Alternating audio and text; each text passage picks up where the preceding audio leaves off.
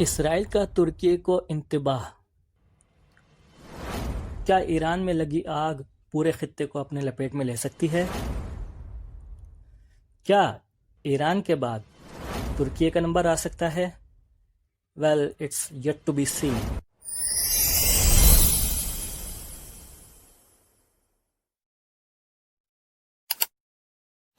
السلام علیکم، میرا نام شعیب اختر ہے اور آپ دیکھ رہے ہیں آپ کا اپنا YouTube channel Shoaib Akhtar on line. کہا یہ جا رہا ہے اب بھی اور پہلے بھی کہ ایران تو بہانہ ہے، اصل پاکستان نشانہ ہے۔ نہیں جناب، پاکستان اصل نشانہ نہیں ہے اور نہ ہی اگلا نشانہ ہے۔ یہ کہا ضرور تھا اسرائیل کے موجودہ وزیر اعظم نے کہ فرسٹ کال ایران دین کال پاکستان، یہ بنجامن نیتن یاہو کا کہنا ہے، لیکن ایسا نہیں ہے۔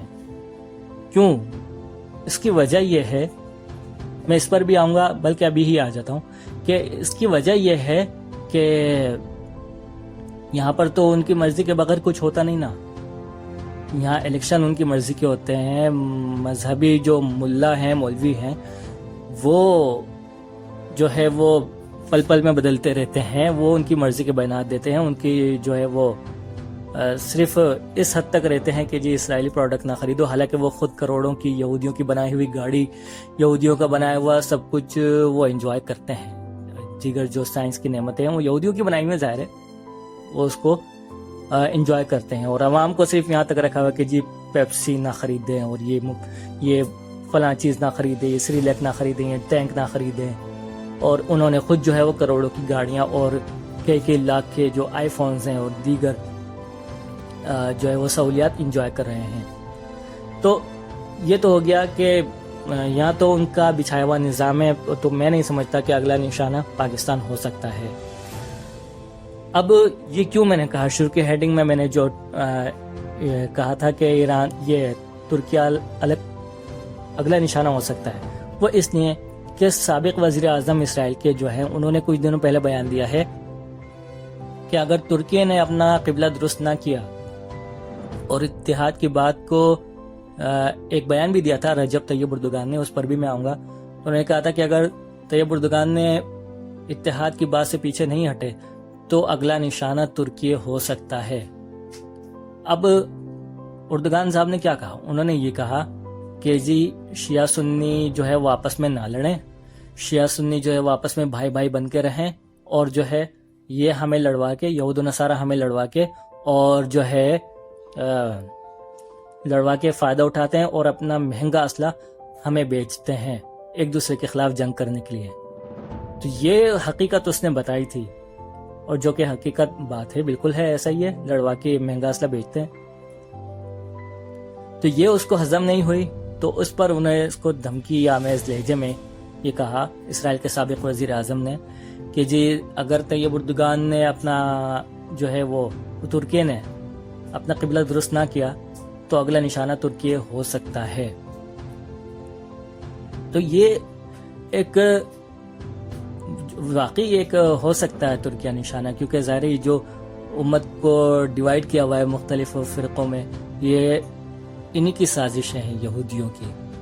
ٹھیک ہے، یہ تو سب سمجھتے ہیں، اور ہمیں بچپن سے کیا پڑھایا گیا کہ یہ شیعہ ایسا ہے، یہ سنی ایسا ہے، یہ دیوبندی ایسا ہے، وہابی ایسا ہے۔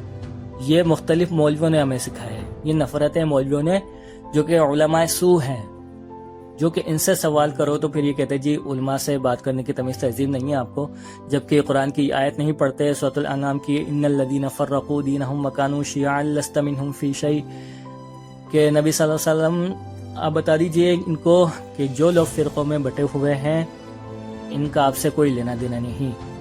جب قیامت والے دن اللہ ان کو جمع کرے گا تو ان کو بتا دے گا کہ دنیا میں کرتوت کرتے رہے۔ اور پھر وَاعْتَصِمُوا بِحَبْلِ اللَّهِ جَمِيعًا وَلَا تَفَرَّقُوا، یہ جو سورۃ آل عمران کی آیت ہے کہ آپس میں تفرقوں میں نہ بٹو، اللہ کی رسی کو مضبوطی سے تھام لو، ٹھیک ہے۔ اور پھر اس اگلی آیت میں ہے کہ ایمان والو تقوی اختیار کرو، اور مرنا تو مسلم ہی مرنا، ٹھیک ہے۔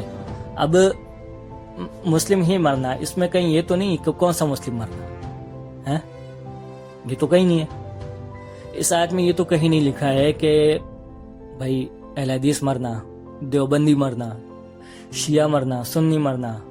اچھا یہ اگر آپ کسی سے پوچھیں گے نا، کسی بھی فرقے والے سے پوچھیں گے کہ جی اس کا مسلم کا مطلب کیا ہے، وہ کہے گا جی بالکل آپ سنی مرے، عاشق رسول ہیں، عاشق رسول ہیں، اور جو رسول سے محبت کرتا ہے وہ بلند و بانگ دعوے جو وہ جنتی ہے اور نبی کا امتی ہے. اور اگر شیعہ سے پوچھیں گے تو وہ آپ کو اہل بیت، ہاں جی اہل بیت بالکل.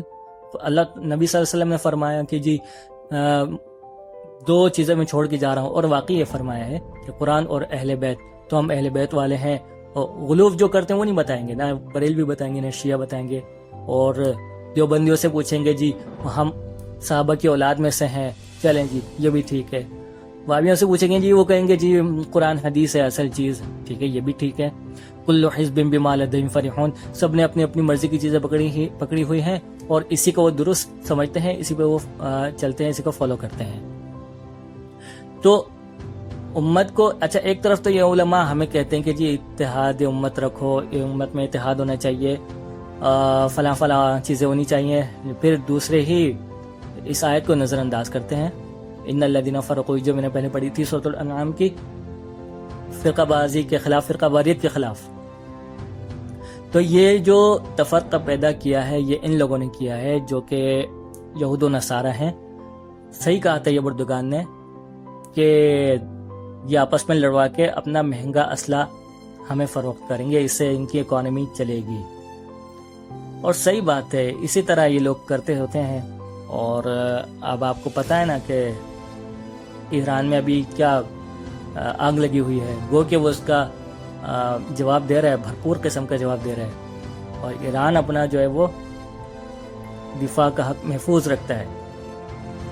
اور جس طرح سے یہ جواب دے رہے ہیں ایران، یہ پاکستان نہیں دے سکتا، شاید نہیں دے سکتا.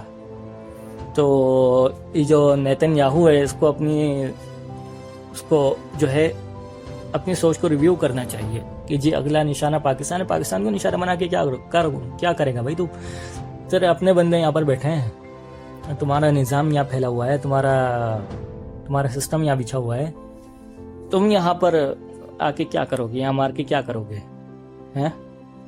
یہاں تو کوئی جاگتا ہی نہیں. سوری میری یہ باتیں جو ہیں وہ آپ کو چبھ رہی ہوں گی، لیکن بات یہ ہے کہ حقیقت تو یہی ہے. ٹھیک ہے، حقیقت یہی ہے. جو اگر یہ زیادتی اگر ہونا ایران میں یا کسی اچھے ملک میں، تو پھر وہ دیکھتے ہیں کہ کس طرح وہاں کا جو سسٹم ہے وہ سروائیو کر پاتا ہے. نہیں کر پائے گا. آپ نے دیکھا بنگلہ دیش میں، آپ نے دیکھا سری لنکا میں، وہ ٹیمپریری طور پر تو مشکل میں تھی عوام، جانے بھی دی، بنگلہ دیش میں دی، سری لنکا میں جو اونے پونے حکمران بھاگے تھے وہ بھی یہیں کے جیسے حکمران تھے جیسے یہاں ہمارے یہاں پاکستان میں اسی طرح کے تھے. لیکن پھر کیا ہوا؟ آہستہ آہستہ وہ اسٹیبلائزڈ ہو گئی ان کی معیشت اور سب کچھ چل پڑا. تو بس کہنے کا مقصد یہ ہے کہ امت میں اتحاد ہونا چاہیے. بالکل آپ اپنے صفوں میں اتحاد قائم رکھیں، ہمیں بھی چاہیے، سب کو چاہیے کہ کسی غیر ملکی کو یا جو دوسرے جو لوگ ہیں اسلام دشمن یا مسلم دشمن، ان کو اپنے اوپر حاوی نہیں ہونے دینا چاہیے. ٹھیک ہے جی، جو صحیح کہا تھا یہ بردگان نے، ہو سکتا ہے کہ اگلا ہدف وہی ہو، ہاں اس سے اگلا ہو سکتا ہے کہ پاکستان ہو، شاید پاکستان ہو، لیکن اس سے پہلے کوئی اور نیگوسیشن کر لی. جس طرح کہ ایک اور نیگوسیشن ابھی سعودیہ کے ساتھ کی ہے، ایک آفیسر نے، میں نام نہیں لیتا، کہ جی ہمیں $10 ارب دے دیں، $5 ارب ویسے دے دیں، $5 ارب کا ہمیں تیل دے دیں. تو اس میں کیا شرط رکھی تھی یہ آپ، وہ شرط ہی رکھی تھی، چلے میں بتا دیتا ہوں کہ جی جو ہمارے پاکستانی آپ کے پاس کام کر رہے ہیں نا، ان کو آپ گروی رکھ لیں. گروی رکھنے کا مطلب یہ نہیں کہ ان کو آپ رکھ لیں اور مکمل آپ رکھ لیں. گروی رکھنے کا مطلب یہ ہے کہ ان سے آپ ان کی تنخواہوں میں سے کاٹیں. ہمیں ضرورت ہے. وہ کون ہے وہ آپ نام جان سکتے ہیں، میں نام نہیں لیتا اپنی ویڈیو میں، ٹھیک ہے نا؟ تو پھر مسائل بہت بڑے ہو جاتے ہیں.